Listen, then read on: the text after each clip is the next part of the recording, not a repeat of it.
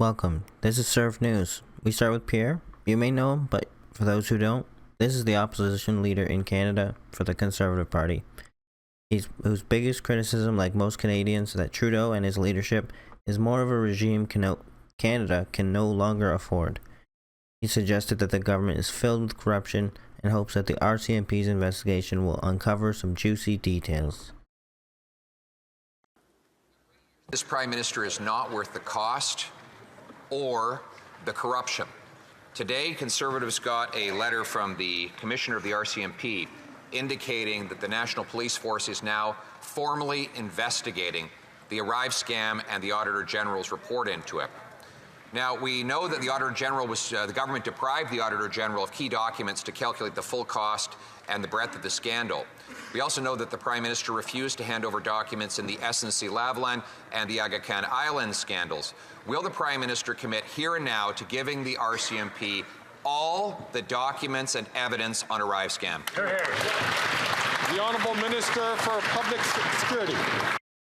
Now, Dominic Leblanc, the Minister of Public Safety, is telling us that the RCMP is looking into this scandal and that they supposedly asked them to. How nice of them. Are they admitting that they got played like fools in this contract? Or do you think they were in on it? Mr. Speaker, again, the Leader of the Opposition seems to be impressed with some information that's been known in the public space for many weeks. The RCMP have confirmed previously that they're looking into the circumstances around ArriveCan.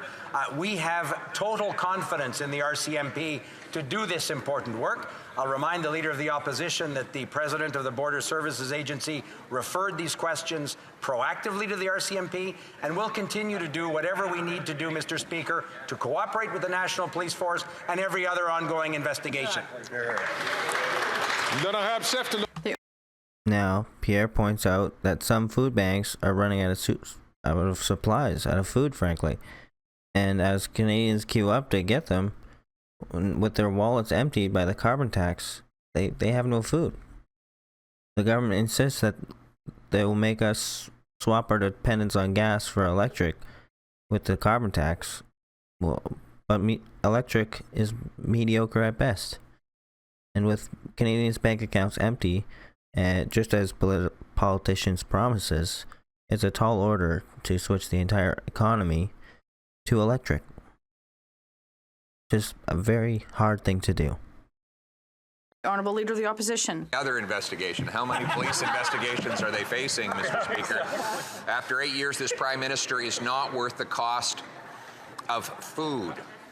Today, we got a terrible report from the charity Second Harvest, which reports that this year they expect 1 million additional visits to food banks, and that last year 36% of charities had to turn people away because they were running out of resources. Will the Prime Minister reverse his inflationary carbon tax on farmers and food? The Honourable Minister for Innovation. Now, the Innovation Minister now leaps up, claiming that they're fostering competition by handing out contracts which are like candy at Halloween. It seems like favoritism dressed as capitalism with a mix of communism. What do you even call this? Mr. Speaker, when it comes to fight for Canadians, we will take no lessons from these conservatives, Mr. Speaker. Today, I just appeared in front of the Agricultural Committee, and Mr. Speaker, it was shocking to see that one of their members was defending the profit margin of foreign food processor, Mr. Speaker, at a time when we should all be fighting in this House for Canadians, Mr. Speaker. If the Leader of the Opposition want to do something for Canadians, vote for C-59, increase competition in this country. More competition is more choice, better price for Canadians, and more innovation, Mr. Speaker. Canadians understand that. Will he understand? The Honourable Leader of the Opposition. Speaker, what I understand is that after 8 years, this Prime Minister, this NDP Liberal Prime Minister, is not worth the cost of food. And if you thought that grocery profits were too high, after 8 years, you'd think he might have done something about it. But instead, we now have a massive increase. Let's get this straight.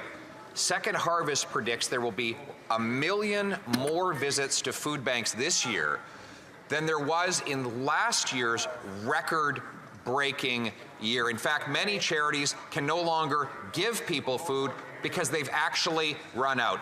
In light of the failure of the carbon tax and the pain it is causing, will they axe the tax so that Canadians can afford to eat? The Honourable Minister for Innovation. One thing Canadians know, Mr. Speaker, is that the Leader of Opposition, the preferred verb is cut, Mr. Speaker. We all know he would be cutting. When you're looking at the record on both sides, Mr. Speaker, let me tell you what we have done in the last few months to fight for Canadians, Mr. Speaker. We have launched the largest reform on competition in this nation history. We have made sure that we have a functioning Consumers Bureau of Affairs, Mr. Speaker. We have made sure that we have now in this country more measures to fight for Canadians. Mr. Speaker, every member of this House should be fighting for Canadians. The question is, will the Conservative fight with us for Canadians? Are you The really, Honourable man? Leader of the Opposition. Are you really? Mr. Speaker, after that answer just proves that after 8 years, this NDP Liberal Prime Minister is not worth the cost. It's not just that 1 million more people will visit food banks this year than in last year's record-smashing year. It's that now there's a large Facebook group of 800 people, 8,000 people, who call themselves the Dumpster Diving Network. So desperate are they that not only can they not afford groceries or find it at food banks, that they're literally jumping into garbage cans to find food. How desperate do Canadians have to get before this government will finally axe its tax on food? Now, on to Sean Fraser, the biggest Trudeau fan of all.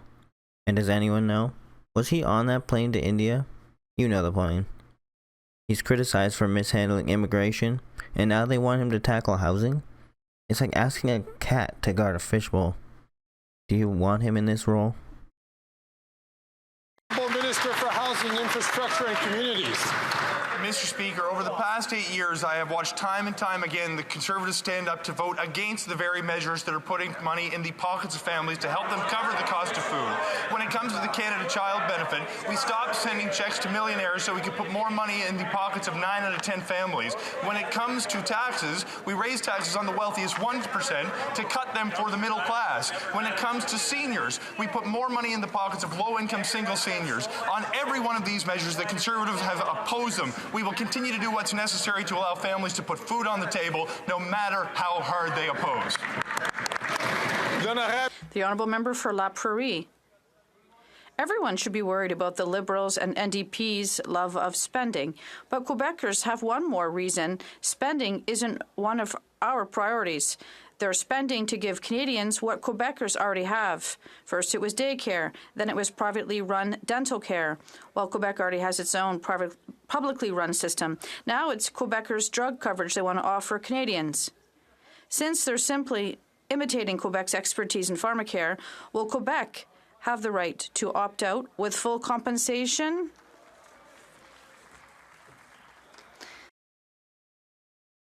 Now here's Mark Holland, the man himself. He seems to have lost himself in the sea of rehearsed Trudeau-approved responses. Others might say WEF.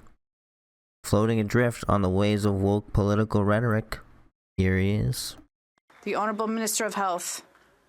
Soon, Mr. Speaker, there will be a bill at the House of Commons that will offer the opportunity to reduce prices on drugs and to increase access to medications. And I hope that all members and all here in this House will support this legislation.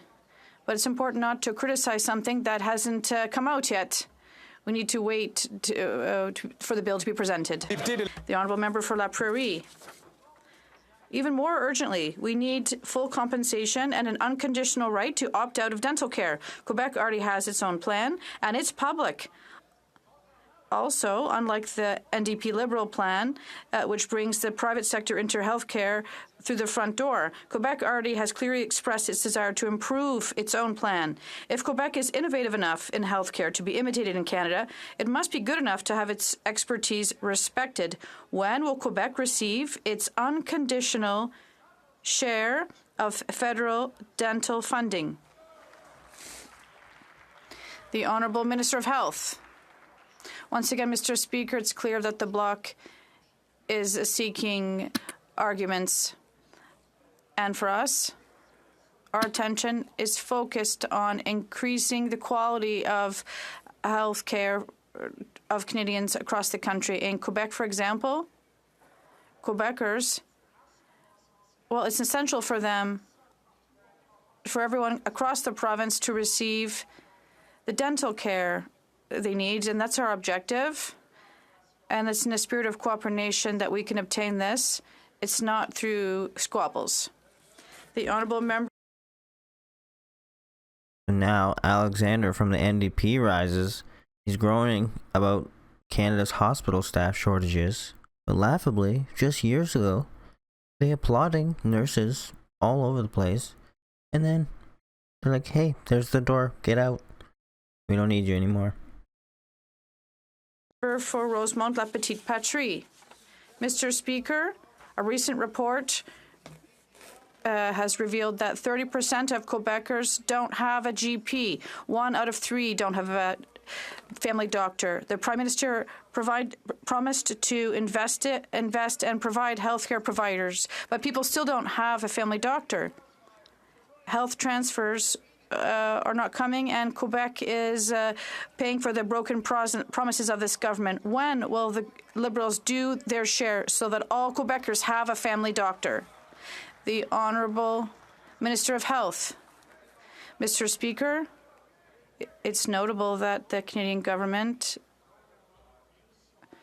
$200 million extra over the next 10 years for health care. And yes, it does take time to find a good agreement with every province and territory. But clearly, by end March, there will be agreement with every province and territory to increase the quality of health care and to ensure that our healthcare system is the best possible system in the world. That's our objective, and it is only possible through cooperation. For Kingsway. Mr. Speaker, every Canadian should have access to the health care they need when they need it. But a new survey reveals over 6 million Canadians don't have access to a family doctor. The Liberals promised to hire 7,500 doctors and nurses in the last election, but haven't delivered. And while Liberals delay, Conservatives want to cut the healthcare people depend on. When will the Liberals act to ensure more doctors and nurses are hired so everyone can get high-quality and timely healthcare? The Honourable Minister for Health. Now, Mark Holland attempts to wave away the issue with the grace of a magician trying to make an elephant disappear in a crowded room. Then he pivots to blame the Conservative once again for the financial hangover Canada's nursing and hospital staffs have caused. Well, thank you, Mr. Speaker. And coming out of the pandemic, coming out of some of the most difficult times that our planet has ever faced in terms of global health, we have stepped forward. I want to thank the member in the NDP for his work and for pointing out that the Conservatives will cut and cut deeply. When they talk about what their plans are, they fail to mention to achieve them. They are going to need to cut billions and billions out of health with devastating consequences. In contrast, we are investing in every province, in every territory of this country to make sure that we have the best healthcare system in the country. We will be relentless in that focus, and we will not let the Conservatives deter us. The Honourable Member from Regina Capel. Now it's Andrew Scheer's turn, telling Trudeau's minions to cut that carbon tax immediately, basically claiming it's as effective as a screen door on a submarine. And it basically is. The Liberals are patting themselves on the back, of course, while they recycle the tax dollars like it's a revolutionary idea. Some may ask, is this communism? As they gaze into their empty wallets. Well, common sense Conservatives will axe the tax, build the home, fix the budget, and stop the crime. This NDP Liberal Prime Minister is not worth the cost. And he's going to make everything more expensive on April 1st with another carbon tax hike, and the effects on Canadians are devastating. A new report from GoFundMe says that Canadians started 200,000 online charity drives to help raise money just to cover day-to-day expenses.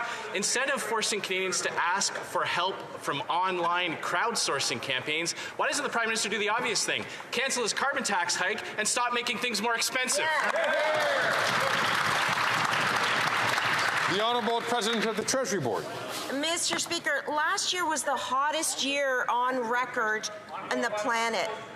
And the Conservative leader and his party continue to deny climate change. Meanwhile, with our carbon rebate, we are putting money back into the pockets of Canadian families.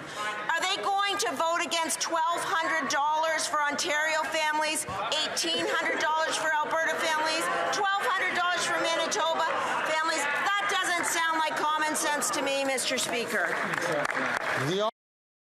But can we get to the big elephant in the room here? How does the carbon tax stop the planet from warming up? Like, can we get that on writing, please? Honourable member from Regina Capel. We're going to axe the tax and leave the money in Canadians' pockets in the first place. And Canadians aren't fooled by the shell game. They know the rebate doesn't cover all the costs of the carbon tax as manufacturers and producers raise their prices to pay their share of the carbon tax, and all that gets passed on to consumers. But you know, sites like GoFundMe used to be used to help children who lost their parents tragically, and now Canadians are turning to crowdsourcing to help pay their food bills. Officials say that 56,000 campaigns were started just to pay for the cost of food alone. Why doesn't the Prime Minister just axe the tax so prices can come down? Please. Before the Honourable President of the Treasury Board gets up to respond to that question, I'm going to encourage all members, please, on both sides of the House, to please allow the person who is asking the question to ask it uninterrupted, and allow the person to answer the question uninterrupted. The Honourable President of the Treasury Board. Mr. Speaker, the difference between that side of the House and this side of the House is that we don't deny the existence of climate change, and we want to protect. No, you guys just deny the fact that Canadians are suffering and do nothing about it. So, is that better? Protect it for generations to come. So I have again a question. Are you going to take money away from Canadian families, Mr. Speaker, by voting against $1,200 for Ontario families, $1,800 for Alberta families, $1,200 for Manitoba families? Mr. Speaker, that's taking money away from Canadians by telling them they're not going to have the rebates and voting against. That's not common sense. Finally, we circle back to the carbon tax. The Liberals' answer to climate change. Is it working? Canadians are patient, but even our patience has its limits. Trudeau's stance on the tax is firm, leaving many to wonder if change is on the horizon, or if we're all just stuck in a tax loop, waiting for a miracle, an election, or anything else. Maybe jail. Who knows? Remember, in the grand circus of politics, the show must go on, and we, the audience, hold the ultimate power to vote and the right to protest. If you enjoy watching videos and wish to support us, why not click that join button? Thanks again. You've been served.